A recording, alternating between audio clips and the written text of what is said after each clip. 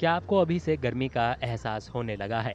आप अकेले नहीं हैं। देश के कई हिस्सों में भीषण गर्मी पड़ रही है। भारतीय मौसम विज्ञान विभाग ने दिल्ली, कर्नाटक, गोवा और झारखंड के लिए लू की चेतावनी जारी की है। 15 मार्च को ओडिशा के बौद्ध में 43.6 डिग्री सेल्सियस तापमान दर्ज किया गया और ये देश का सबसे गर्म स्थान बन गया।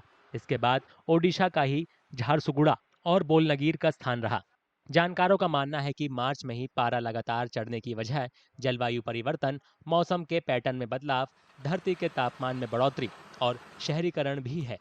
इस साल फरवरी का महीना 124 सालों में सबसे गर्म रहा है। वहीं देश में भीषण गर्मी के सीजन की शुरुआत से पहले ही मार्च के महीने में गर्मी लगातार बढ़ रही है। There are a number of factors which are behind this sudden spurt in the heat, in the heat and the occurrence of the heat wave. Of course, one is that the fact that India is a tropical country situated in the tropical parts of the world, which means that we get a very high degree of solar radiation. Landmass gets heated very quickly and has a lot of intensity. Bharat में मौसम संबंधी और जलवायु संबंधी कारकों के मिलने से मार्च में भीषण गर्मी पड़ रही है। फरवरी में सामान्य से 93% कम बारिश के साथ असाधारण रूप से शुष्क सर्दी के कारण आसमान साफ हो गया है और तापमान में तेजी से बढ़ोतरी हुई है। कमजोर पड़ते लानीना और तटस्थ हिंद महासागरीय द्विध्रुव ने मौसम के पैटर्न को और ज्यादा बाधित कर दिया है, जिससे पूरे देश में सामान्य से अधिक गर्मी पड़ रही है। तटीय इलाकों में उच्च आर्द्रता शरीर की शीतलन प्रक्रिया में बाधा पैदा करके असर को तेज कर देती है, जिससे स्वास्थ्य जोखिम और मृत्यु दर बढ़ जाती है। Oceans absorb greater heat, and when oceans absorb greater heat, there is greater evaporation. There is a lot of energy is absorbed, and which results in, of course, these cyclones and these uh, extra coastal phenomena.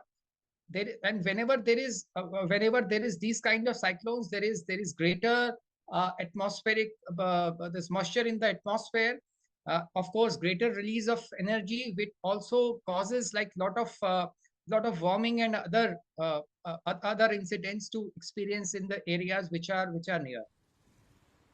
Delhi सहित 9 भारतीय शहरों में heat wave की तैयारियों पर किए गए अध्ययन में पाया गया है कि दीर्घकालिक उपायों का अभाव है और उनका लक्ष्य निर्धारण भी ठीक से नहीं किया गया है।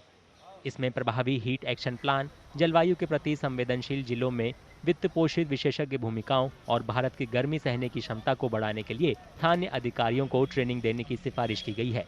चूंकि लू स्वास्थ्य के लिए गंभीर खतरा पैदा करती है, इसलिए विशेषज्ञ शहर और जिला स्तर पर तत्काल सतत कार्रवाई की जरूरत पर जोर देते हैं।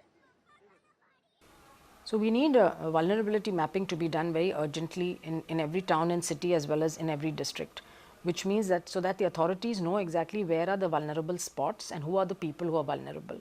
So in cities, like I said, there are heat island effects. So you can now today, using technology, be able to map out, and you'll know exactly which wards are going to be more impacted by heat, because there are always some greener parts of the city where the temperatures are lower and some parts which are highly built up, and again those are usually the places which low income people are living.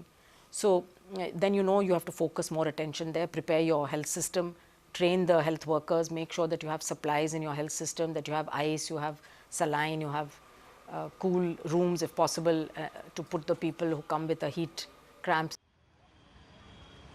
Bharat में heat wave आमतौर पर मार्च और जून के बीच आती है। मई में इसका असर सबसे ज्यादा दिखता है। हालांकि मार्च 2025 की शुरुआत में असामान्य रूप से उच्च तापमान के कारण विशेषज्ञ चिंतित हैं। भारतीय मौसम विज्ञान विभाग ने पूरे मार्च महीने में औसत से ज्यादा तापमान रहने का अनुमान लगाया है। इससे सर्दियों में बोई जाने वाली गेहूं, चना और रेपसीड जैसी फसलों पर खराब असर पड़ सकता है।